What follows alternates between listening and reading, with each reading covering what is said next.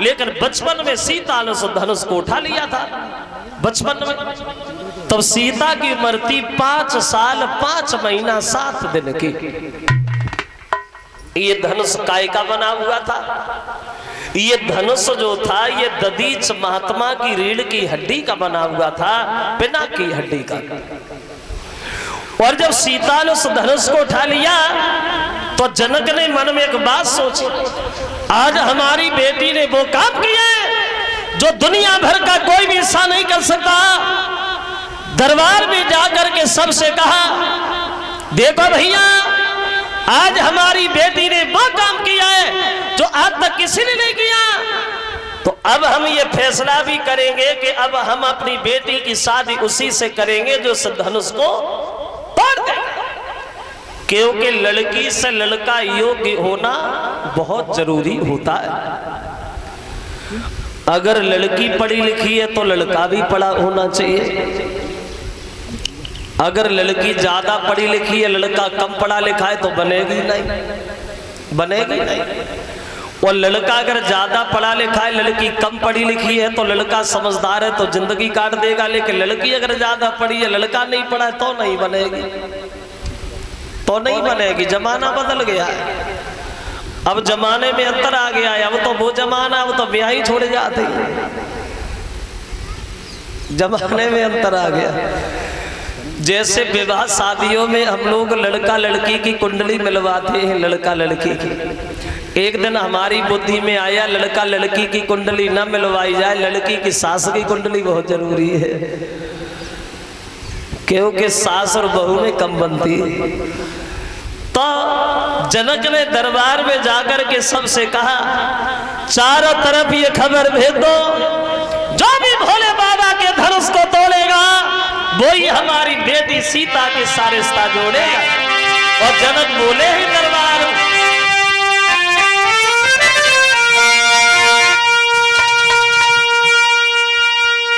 जिस महावीर की महाशक्ति तोड़ गिराएगी, और बस उसी वीर से विवाद जानकी दिवाली।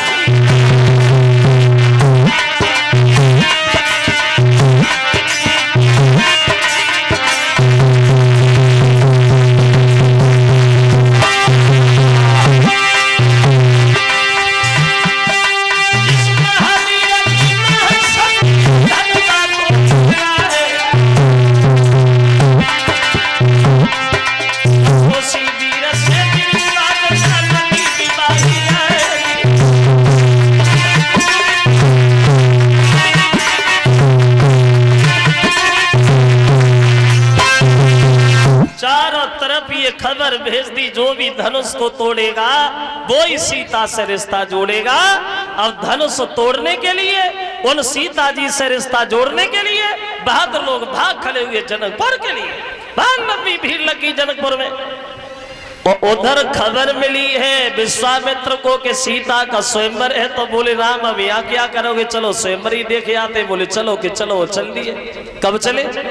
कुआर के महीना की शुक्ल पक्ष की द्वादशी वाले दिन चले प्रभु श्री राम। और ऐसा ही नहीं तो पा करके खबरी स्वयंवर की, और श्री जनक राज के धाम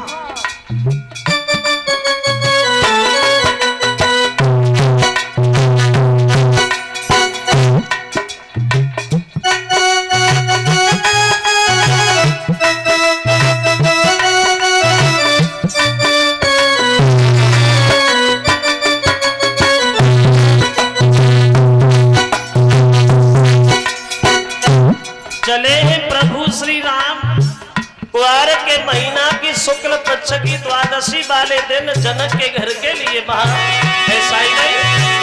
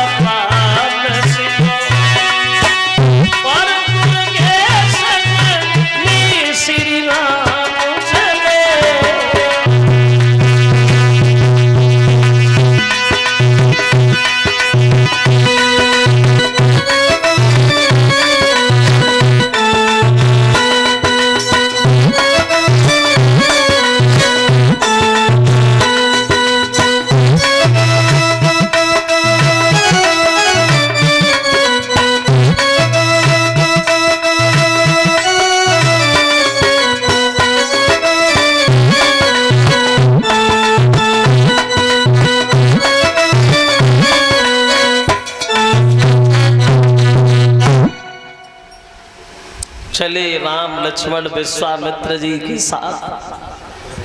तो राम ने क्या देखा है, आगे एक निर्जन वन है, निर्जन, जहाँ जानवर भी नहीं दिखाई दे रहे हैं, पक्षी भी नहीं नजर आ रहे हैं। उस निर्जन वन में एक पत्थर की शिला पड़ी है, पत्थर की स्त्री। तो राम पूछने लगे गुरुदेव ये क्या है? बोले राम ये है गौतम ऋषि की पत्नी अहिल्या। मगर ये पत्थर की काय को पड़ी है यहाँ? बोले इनके पति ने श्राप दिया है और श्राप दे के इन्हें पत्थर की बना दिया है। पति ने श्राप क्यों दिया? बोले सुनो राम, पति ने श्राप इसलिए दिया, ये अहिल्या जो थी ये देखने में बहुत सुंदर थी। एक बार बाग से फूल तोड़ रही थी अहिल्या, और जब फूल तोड़ते समय इंद्र ने इसे देखा और ये अहिल्या अरे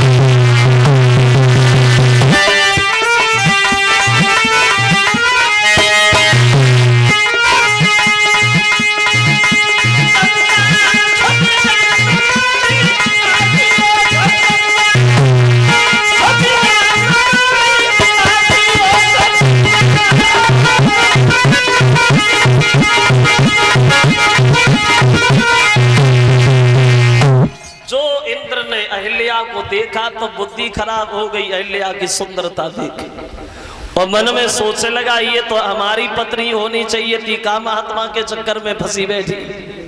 फिर मन में सोचा चलो हमारी नहीं भाई तो क्या हुआ, हम इससे मिलेंगे जरूर, छल जरूर करेंगे। लेकिन छल करें कैसे? महात्मा जी तो पूरे दिन घर पे ही रहते, अगर ये घर कहीं खाली हो जाए तो ठीक रहे। अब मन में विचार किया खाली तो होता है, वो सुबह को गंगा नहाने जाते तब। फिर मन में सोचा वो तो सुबह को जाते, कहीं रात में चले जाए तो मतलब ठीक रहे। अब बैठा बैठा सोच रहा है, तब तक चंद्रमा आ गया। क्या सोच रहे इंद्र भैया? बोले कुछ नहीं चंद्रमा, थोड़ी उलझनों में उलझ गया, आज रात को तुम हमारे साथ चले चलो। अब चंद्रमा ने इंद्र से ये भी लौट के नहीं पूछा कि तुम हमें लेके कहाँ चलोगे, चलो कि चलो, और दोनों चल दिए। और देखो ये इंद्र चंद्रमा को अपने साथ क्यों लेके गया? देवता तो और भी थे, किसी अन्य देवता को क्यों नहीं ले गया? एक बात ये जरूर ध्यान रखना, हर आदमी के विचार हर आदमी से नहीं मिलते। विचार उन्हीं लोगों से मिलते हैं जो अपने ही विचारों का होता है। जैसे झूठ बोलने वाला आदमी सच बोलने वाले आदमी के पास ज्यादा देर ठहर नहीं पाएगा, दोनों में लड़ाई हो जाएगी, झगड़ा हो जाएगा। सूर को सूर, गुड़ी को गुड़ी, ठग को ठगई भावे, काग को काग मराल, और गधा की पीठ गधई खुजे आवे। और ज्ञानी से ज्ञानी करे चर्चा, और लबरा दे लबरी उठ जावे। चंद्रमा से विचार इसलिए इंद्र के मिले क्योंकि ये चंद्रमा भी थोड़े गिरे हुए विचारों का था। चंद्रमा के घर में 27 औरतें थी, 27, और ये अपनी 27 औरतों को छोड़ करके अपने गुरु बृहस्पति की पत्नी तारा को भगा लाया था। ये अवगुण चंद्रमा के भी अंदर था, ना तुम हमारी का हो ना हम तुम्हारी का, हम दोनों एक से। अब चल दिया चंद्रमा को साथ लेके अहिल्या से मिलने। अब देखिए पराई औरत के पीछे इंद्र अपनी औरत भूल गया और रात के अंधेरे में जंगल में ठोकरें खाने लगा। पहुंच गया महात्मा जी के आश्रम पे, तो चंद्रमा बोला भैया इधर क्यों आए?